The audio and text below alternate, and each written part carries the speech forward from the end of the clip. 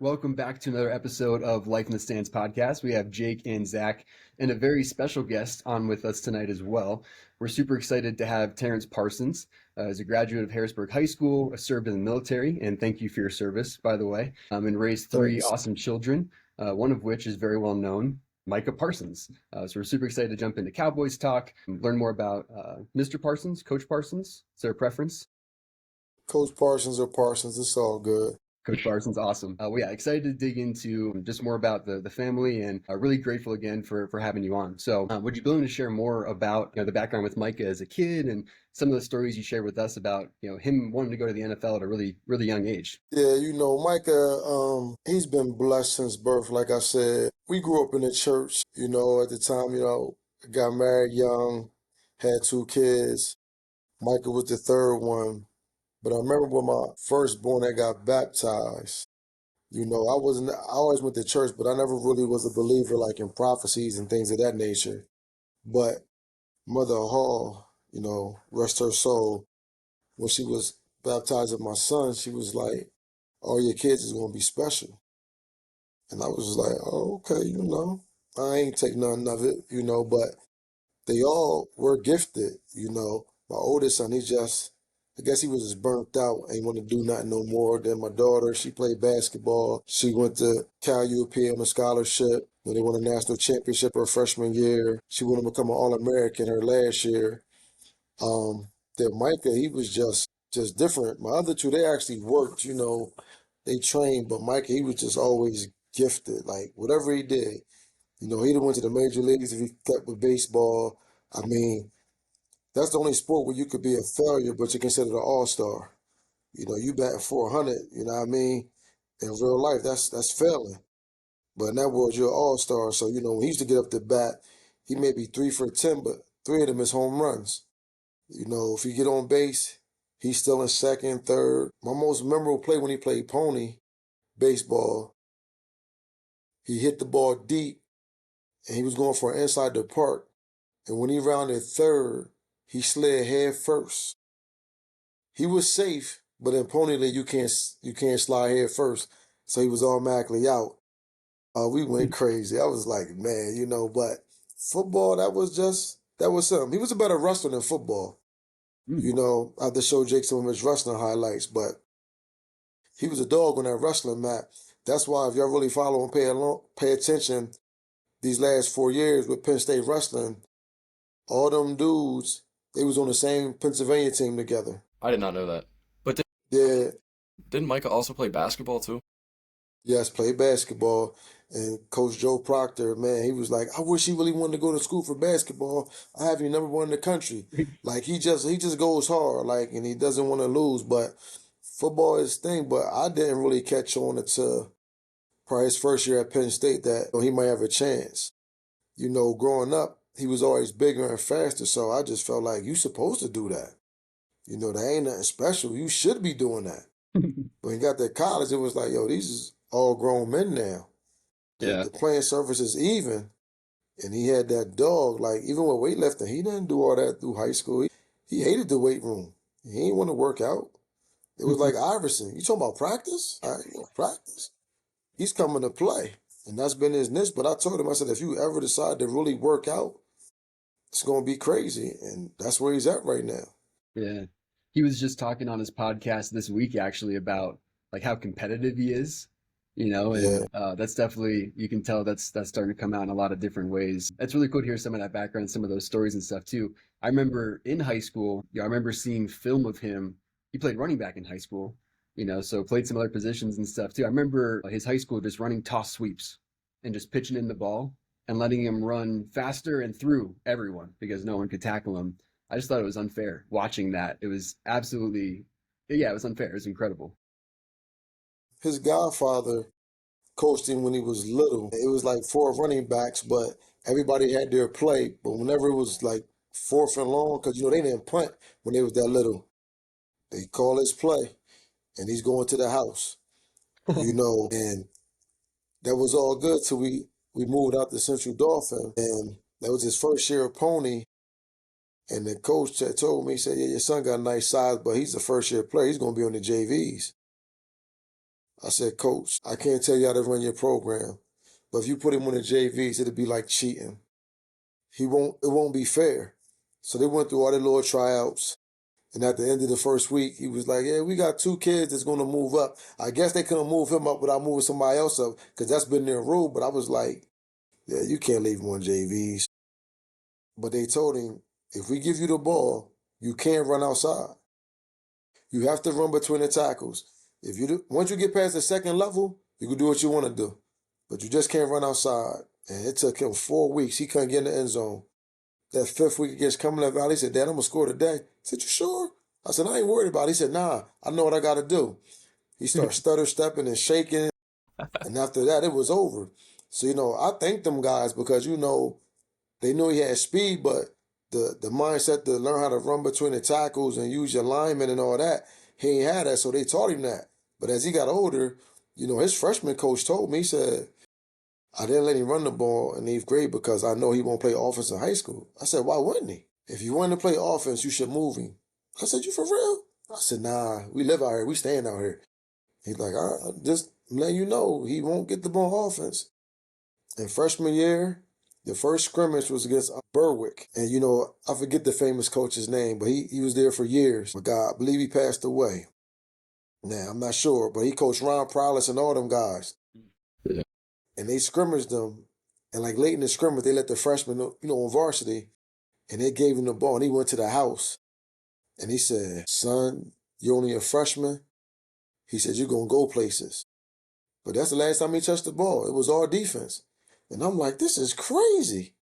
But I was like, to his mom, like, hey, we ain't going to get mad. He's playing as a freshman. I said, all we need to do is play. If he play, we going to school for free. We're not going to talk about the offense. But he was a guy that didn't like off-season work. So when the off-season came, 1 year he went up for volleyball. 1 year he tried baseball. Anything not to be in the gym with football. So they said, well, we're going to give him a chance. He just got to show up. Finally, going into his junior year, they knew we had a lot going on. He said, well, if he shows the 90% of workouts, we'll get a chance to run the ball. He might have ran the ball twice. A lot of controversy happened. And I moved him back to Harrisburg. And as I sat down and talked to the coach, I said, hey, listen, I'm bringing my son over, but I don't think me and you got a good relationship. But I don't want our relationship to affect my son. And he's like, oh, nah, we went back and forth, had a great conversation. And I said, oh, by the way, he don't want to run the ball just because to show off. This is what he really does. So you might want to give him a shot. And, took 2 games for them to let him play. In that first game, he went for about 2 touchdowns. It was lights out. And the first thing the paper said was, we never saw this at Central Dauphin. Yeah, they wouldn't give him the ball. I It's think political.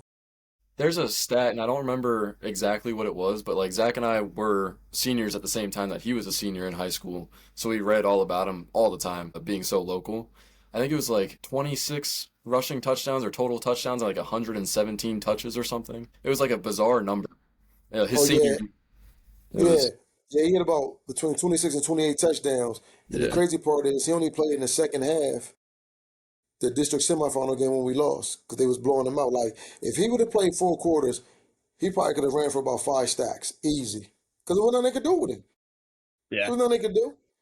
And then, we was a throw-heavy team, too, so you got to think, like, Cumberland Valley, they stick to the run. 30 carries. If he would got 20 to 25 carries a game, it'd have been crazy. It'd have been crazy.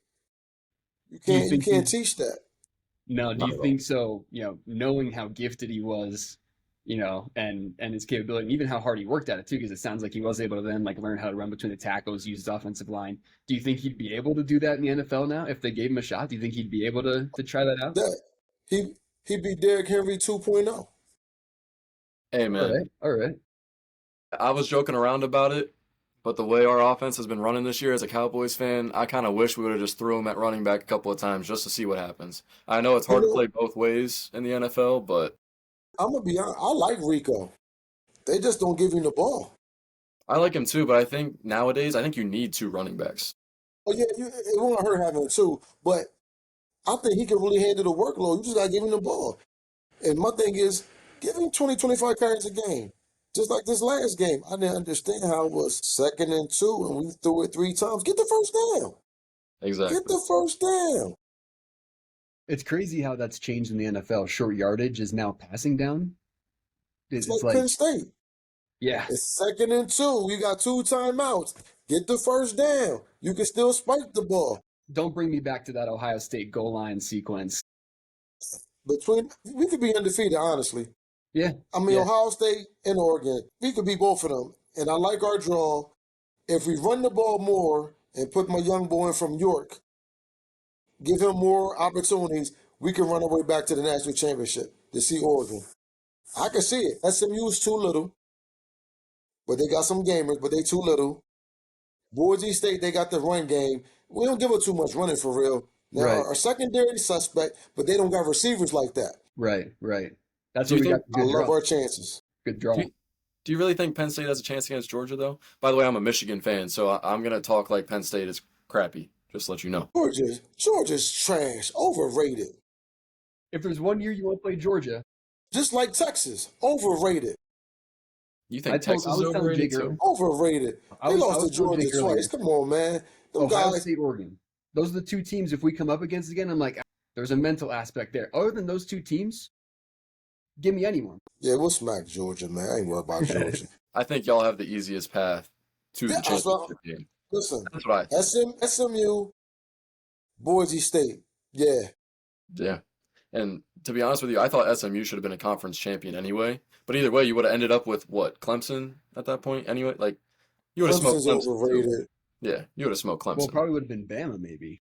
Dabo Sweeney, he just wants to cry a lot. I ain't got time for him. Oh man. So we talked about Micah as a running back. We had him at number 5 for our top 5 pass rushers on a series we did on TikTok recently. So everybody knows him as a pass rusher, but is there parts of his game that people aren't seeing, like the underrated parts of his game that people aren't talking about enough?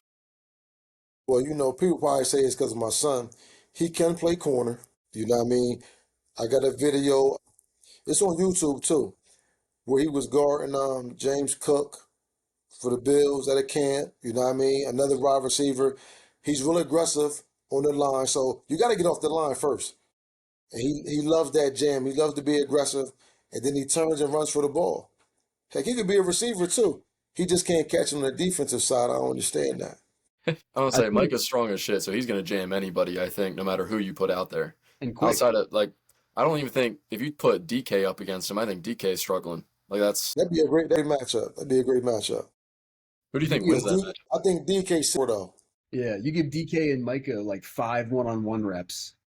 What Yeah. does it? Does Micah get the stop on I, like I 3 got, I out of got, 5? you know what? If they did 5 reps, you know what? Just because DK's a proven receiver with speed, I give him a 3-2 edge. Yeah, I think that's fair. But Micah's athleticism is going to get him a couple. Like it's going to. But Micah hasn't had time to work on anything really at this point though either. Like he's focused on one job and one job only. For him to get 2 out of those 5, I think is pretty solid for not even playing that position. Like to Right. see him at safety for real. Oh, Roaming back there. Well, that's actually something I wanted to get into anyway. So the Cowboys have a crap ton of injuries, which sucks. I don't know what kind of bad juju we got this year, but it needs to go away. And Micah was a part of that as well. So it seems like he's had to kind of like fill in some holes like throughout the whole entire year. Yeah. I don't know what we got to do differently. Do you have any ideas on like where we go from here as a defense? I don't know how everybody works on the off season, but one thing I do know is this. We could barely stop the run last year, and we can't stop the run this year. That means them guys didn't get stronger or they didn't get faster. That's my take. I ain't saying it's true, but they didn't get stronger or faster. And another thing to add to that is bringing in a new coordinator didn't exactly solve the problems that it thought it was going to either. And I'm not discrediting Zimmer at all. Like I like him, but I think everybody thought that was going to be like the solve all solution. Um, I can't really gauge him yet because these ain't his guys. So he inherited that. So, he got some pieces, but he inherited. Now, depending on how long, if they give him 5 years, I figure year 2, year 3, I think it'd be totally different. But he had to work with what he had. He didn't have a chance to really go in and get a whole bunch of pieces and everything. You know what I mean? So I'm gonna give him another shot because again, injuries kill thing. So my whole thing with the injury thing is this: our secondary has been suspect. So I'm sending 6 every time. Yeah. We Yes, can't sir. beat anyway. I'm hitting Right. that quarterback every time. Yeah, we're bringing 6. Because if you bring 5 or 6, Parsons going to get in there. Or Yeah. somebody's going to get in there because they double team me. You can't send 4 and 5. What I saw from last year to this year is this. They expect too much from Parsons and D-Law. They expect them 4 people to be 5 and 6 guys. It ain't going to happen. And the thing that I hate about that is like if they don't produce and they're the ones asked to do everything, they're the ones that are called out for it. Like Yeah, what about the other guys? Like that to me makes no sense with media at all. crazy. I hate zone. I hate zone for the fact is you let the best players sit in the zone and go crazy. I don't get it. Even last week when I was watching the Rams game, how you letting Pachuca just get open every time? Like, somebody else got to beat me. Chase, I'm on Chase. I'm bumping Chase, and I got a safety over top. Higgins and all them other guys, they got to beat me. Yeah, I'm not letting you go off. Yeah, I Nah. definitely agree with you after watching that Bengals game. That was terrible. That was definitely bad. But and Burrow and Chase have been connecting all year. Why would you not want to take away the hot player and the hot hand? I It's don't know. crazy. Every team should be thinking that though, right? And then they come out and they do it. I don't know how. I don't know how. Yeah, I'm not. What? No. I would like to be Then, inside the locker room to figure out what the mindset is on like why they're just running zone and just laying back. I don't know. what I've watched, has watched a lot of teams now. I see guys that want to win. Then I see guys that, you know what, hey, I'm getting a paycheck. Somebody behind me to take my spot. This the effort I'm gonna do. What you gonna do? You know what I mean? Like it's almost like, hey, you gonna cut me? You need me. You know what I mean? Like they taking care of their family. Like everybody don't got that X factor. Like if ain't nobody know about my son now on Monday night, he don't care about the money. He wants to win. He wants to win. And the defense put us in position to win. And we made that type of mistake. Exactly. And we just signed you. We just signed you. We just picked you up. And were they teammates at Penn State too? That was Imani Oruwariye? I think is how you pronounce his last name. I think he might have been corner That's who it with. is. Yeah, yeah, Yeah, yeah. Come on, man. it's tough. We getting the ball back. We're in field goal range. We're in field goal range. Right. You try to get it. You wanted to be there. You want to pick it up and run it back. But again, it's Joe Burrow and them. No, you don't want to run it back and give him time to come back down. Yeah, and something else, like I know I keep mentioning like the media and stuff. I feel like there's nothing wrong with what Micah did. He's competitive. You know what I'm saying? Like Yeah. they want to picture him walking off the field. I don't know what your thoughts are. I I watched the game. I knew he was going to walk over. I ain't think it was no time left on the clock. I thought it was at 0 until I saw the ESPN clip. And it was like 8 seconds. I said, but I already knew. Once they got the block and that happened and they had to go back on the field, I knew it was over. I Yeah. knew because they fought hard on that last drive. Because the Bengals was actually in field goal range. Then they made a couple mistakes, then low pressure, then got the sack. So we worked too hard It's for you to demoralizing. make that mistake. And we talked about this when Dak was playing still about how they were asking the defense to do way too much. So I don't know where you go from here. We just paid Dak, so that's a whole other thing too. I saw the reaction on that one. Moving I'm not on. gonna call that one out. But if No, we can, I like Dak. I'm just, you know, I'm trying to make it make sense. So Tom Brady, for years, and I just started respecting him like maybe his last 3 years, really watching him play. He definitely was the best quarterback. You hear all the little cheat and scam, all that. He's a great quarterback. But what he always did when he was winning, oh, don't worry about me. Pay them because I'm still trying to win. hmm I watch Mahomes. Hey, I know I'm the best in the league right now. Don't worry about me. Pay him. Go get him. I'm trying to win. I bet my last dollar if somebody walked to Mahomes and say, hey, listen, we can make you the highest paid quarterback in the league, but we got a chance to get Micah Parsons. Yo, restructure my contract. Yeah, I need him. Yeah. He's going to make life easier. You know what I mean? So I just feel, again, it's not politics. It's not, I love Dak. Dak's a great guy. But I just felt like we should let him play out the contract. You play out the contract, you get us to the NFC Championship game. Now, don't get me wrong, all the losses ain't his fault. So I'm not going to sit here and say that. But if we get together and get to the NFC Championship and all that, yeah, give him the bag.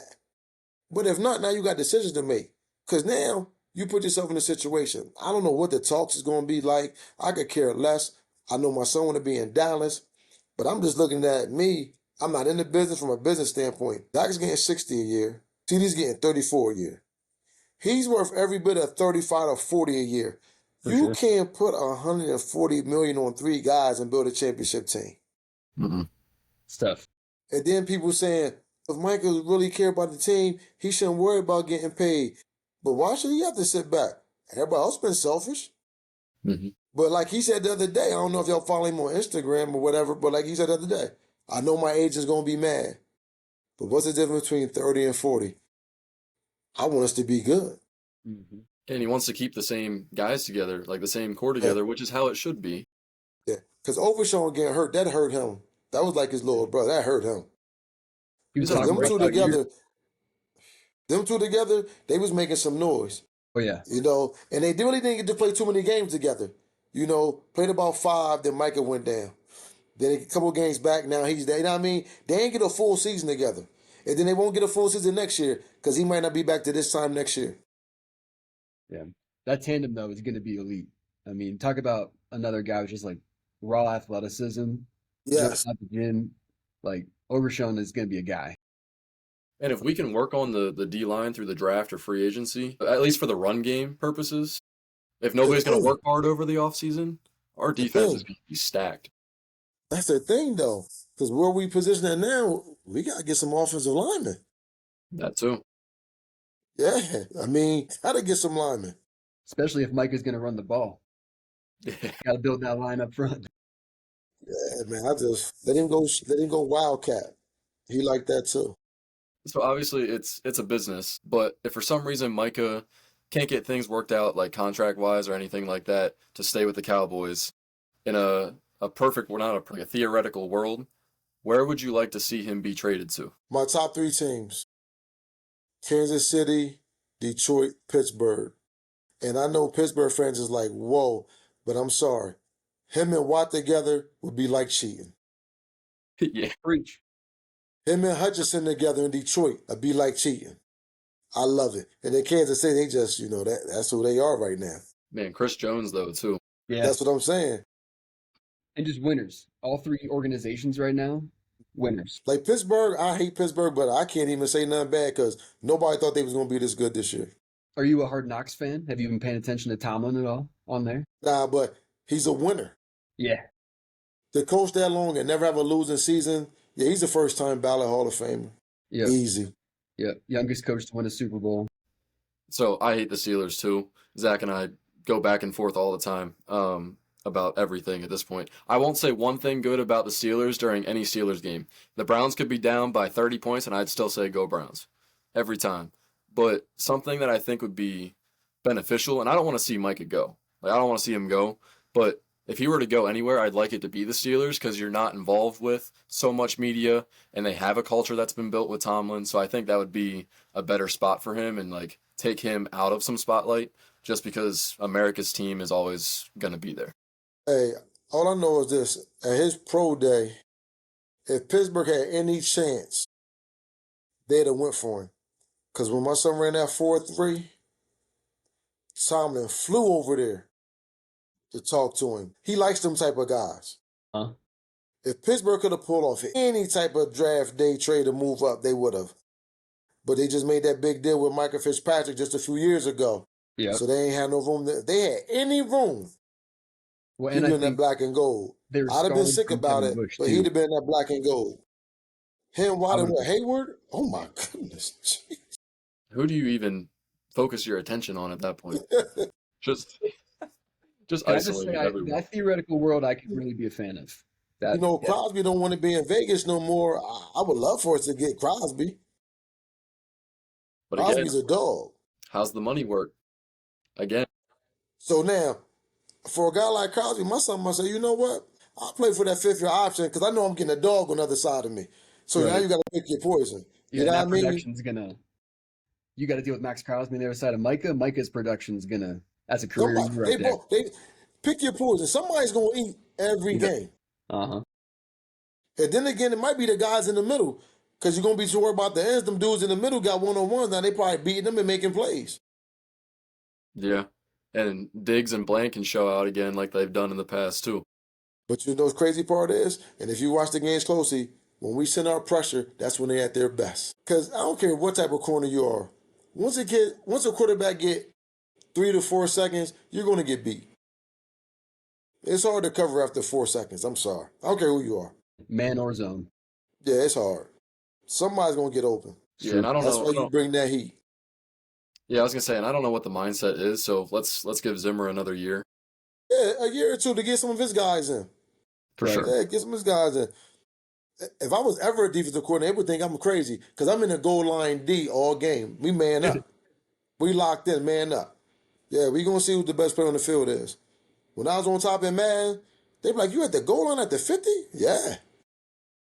I'm the free safety. Unless you got a 3 wide receiver set, yeah, we in goal line. I We love it, locking up. honestly.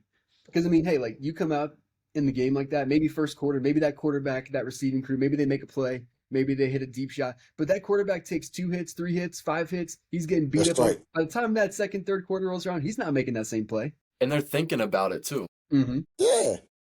He's blitzing again? Omaha. Yeah, they change up. We coming. Yeah. Yeah. Yeah, that's always when we're at our best. Definitely. Going back to the trade conversation real quick. What do you think Micah would be worth in a trade? Like, what do you think that package looks like if he goes to the Steelers? Like, do you think Highsmith is included in that? Do you think it's just draft compensation? I'm thinking 2 first-round draft picks, minimum. That starts the conversation Yeah. because you know what you're getting. Right. Yeah, we're not going to get a first-round pick these next 2 years, but you know you're getting a dog A game for these changer. next 5. Game changer. You know what he's coming with. Theoretically, in that scenario, too, if that's happening, the team that's trading for him is giving him a 4 or 5, 6 year deal, too, right? So Oh, yeah, you know those they, 2 first yeah, rounders, like, you're set for the next 4 or 5 years. You don't care. yeah. But he don't want to go. I don't want to see him go. As a fan, I'm like, hey, if you're not going to build around him, let him go. Yeah, and we have a lot to work on too. Not just this like defensive side of the ball. We need the O line too. So you got to manage your players too. So Jerry, please give us some help. Yeah. Please and thank you. We done had so many different starting offensive linemen this year. It don't make no sense. Although I will say, listening to Micah in the media, on his podcast, all those kinds of things, I mean, it does sound like a really good leader. It sounds like he's got such a good head on his shoulders. He's doing all the right things. Like you said, like you don't want to see him go. He's talking about bringing the team back together. He just seems like absolute gentleman, like stand-up guy, other than anything football related, which Oh, yeah. is all the credit to you and your wife. Like even in high school, like homecoming game, we was losing to State College. He was homecoming king. So you got to ride around the float during halftime. We losing at halftime. The float started to go, and then he hops off. We looking around. He walks over to the principal and says, "Hey, I'm sorry. I need to be in the locker room with my team. I can't worry about this right now." I said, "Whoa, okay." Opening kickoff, they kicked off. He took it back to the house, and the rest was history. Like and when his team lose, like he be thinking like it's his fault. Like, what didn't I do? He carries that weight heavy. And that's big too. Like I work with a lot of the football guys now, being the trainer at the school, and a lot of those guys aren't at the point where they're mature enough to take it that seriously at this moment in time. So for him to do that, I think is big, just in general as a team. Like if you see your guy, one of your best guys on the team, say, "Nah, I don't want to be a part of the homecoming charades," and then you walk into the locker room, like they're like, "Why aren't you out there?" Because all of them would have been out there. You know what I'm saying? So Yeah. I think that's Man, big. think about what that does to the team, though. He walks back in that locker room at halftime. They all know he's supposed to be out there. The way I can't even imagine what that locker room was like at halftime. When he walks back in there. He showed America his passion for the game, like so people can stop saying, "Yeah, he wants to win." He ain't talking about it. And it showed. Like I tell everybody, he's a Toys R Us kid. He ain't grow up. He's in a man's body, but he's a kid at heart. That's the why if you best ever thing. look at his camps, he does the 7-on-7. He's the all-time quarterback. I mean, like he loves it. Just to be interactive with the kids at every camp all day long. Like, a lot of guys ain't doing it like that, you know what I mean? And I love it for him and for the kids. That's just him. So, I love it. I'm happy because it was his dream. See, a lot of parents push you because you didn't make it. Like, I was a basketball player. I was like, hey, whatever we got to do, you know what I mean? I got to take you where you got to go. Your mom kept home good. I did the traveling. It was a team thing. Even after we separated, it still was a team thing. And a lot of folks didn't understand that. They were like, ain't you divorced? Why y'all be high-fiving? That's our kid out here going bananas. What you talking about? We don't got beef. You know what I mean? And that's what people don't understand. Like, yeah, we hang out, play spades. Yeah, it's a family thing. That's You awesome. know? How can you not be excited about something like that? They be tripping. I be like, man, listen. Don't you got a girlfriend? Don't she got? Yeah, so what? We family. Let's go have Right. fun. We Right. gonna celebrate him. Celebrate all our kids. We was travelers. They both had some at the same time. All right, you go with him. I'm gonna go with her. Somebody got to be there. Yeah, I love it. I We love can it. count on Well, one hand where we probably didn't make something. yeah. You know what I mean? One of us was gonna be there. I remember his first trip to Atlanta when he was wrestling. Buck Nye, he went to McDevitt. He was like, "Oh man, can your son go to Atlanta with us?" I said, "You know what? It's not in our budget, so we really can't go. So he can't go." He was like, "Nah, if you just give us half of the plane ticket, we'll take care of him." I was like, "Nah, man, one of us gotta go." And Michael's like, "Dad, I really want to go." I said, "All right, me and Mom, we gotta talk about this because we just don't let our kids just go off." And I prayed on it. Mom prayed. We said, "All right, we're gonna let you go." They went down there, they won it all. He went 5-0. They was happy, but I was like, if I can't go, or his mom can't go, nah, we ain't letting the kids go. We want to see it. We want to be there. Yeah, That supports everything for me. I love that. It Yeah, and shows. Yeah. you talked about him being basically a kick-ass athlete since the time he was little till now. Like, I wonder what he looks like physically, like in person at this point. Like, is he built like a brick shit house or something? Like, does he Yeah, look the part, I guess? he's solid. Him and Derrick Henry stood side by side the one night. They like the same size, but when they put the equipment on, Derrick Henry like a little bit bigger. But I Mike don't is know if trying it's the not to get shoulder rocked. pads or nothing, but I saw him standing side by side. I'm looking like, all right, there, he just cut up. He ain't really Yeah, Hulk Hogan style. When he put that equipment on, yeah, you can see a little bit of a difference. Like, not. crazy. Yeah. But yeah, Well, it's Coach fun. Parsons, we Huh? really appreciate this is Coach Parsons. We really appreciate the time and really grateful you're able to join us. Bender, any last questions, comments before we wrap up? No, I just want to say thank you. I know I'll see you around at the school, but thank you Okay. anyway for joining, man. Appreciate it. Oh, listen, I told you, man. Anything else you want to ask me? You know what I mean? I'm cool, man. Like I said, I'm like an open book. Like at this point, people know or they don't know. You know what I Well, mean? we might have to have you back on at some point because we'd love to. Yeah, I mean, we could talk Cowboys, NFL, Talk football, about how some Penn State sucks. talk about college football, the Watch playoff how we stuff. We win could our talk first about it national forever. championship this year. Yeah. So all All right. right. So when Penn State goes and But wins the Natty, you can come back on. You can give Bender tons of shit. We can just be. Oh, man, listen, I already know what's going to happen. Listen, only way we don't get to the national title game if they decide not to run the ball. Yep. Run the ball. I know Yep. you want Drew Aller to go to the league, and I know all that. But you got two dog running backs. next, Use them. You don't got to pass that much. At one point in that game, he had threw like 21 passes, and we only ran the ball 9 times, but yet we was over 100 yards. What are we doing? Right. And all he's right. not a running quarterback, so stop trying to run him. Give If it to you're going to Tyler run him, Warren. put Bowen. Put Bowen if you're going to run. Yeah. Yeah. Exactly. But hey, if I see you around at the school sometime soon, we'll make a bet on the national championship. If we get there, yeah. If we get there, we winning it. All right. We'll bet on it. Awesome. Yeah, I got you. I got you. Now, my last day is January 3rd, so only thing you're going to see me is that when I start open gym for volleyball for middle school. You got my number. Just text me. Yeah, what I mean? We out there. Plus, we doing a men's trip to Vegas next year and to Detroit. Because that's where the Cowboys play. We play in Vegas, we play Detroit. There you go. Yeah. They get this schedule. Come party with us. We have a great time and we eat good. I Hey, mean, I'm good. down. Listen, when that schedule drop in May, you can look at your schedule because I know hopefully you still be in Harrisburg being an athletic trainer. And we can, hey, Kyle, I'm going to need you to get a substitute for this weekend, man. I'm out here. I'm going to need a substitute. Yeah, let's do it. Let's do But it. yeah, Penn State got Oregon at home next year. Mm, I'm waiting for big that one. schedule to drop. I hope ain't no big Cowboy game because I'm definitely going. That might be the whiteout game. I was gonna say that's got to be the night game, right? Got to bring the whiteout back to night game as well. Why are we doing Yeah, that at noon? Why are we I doing don't that? know. Why I middle of don't the know. I day? don't know. And I can tell anybody, you can hate Penn State, but if you ain't been to a whiteout game, you ain't experienced college football. Yep. Yep. Nothing like it. Nothing Nothing like like it. it. Well, Mr. Parsons, thank you again. Really looking forward to potentially the next time that we have you on. Appreciate the time. And this has been another episode of Life in the Stands podcast. Remember to like and subscribe. Give us a shout out, follow, comment below what you'd like to see us talk about next, and we'll see you on the next episode.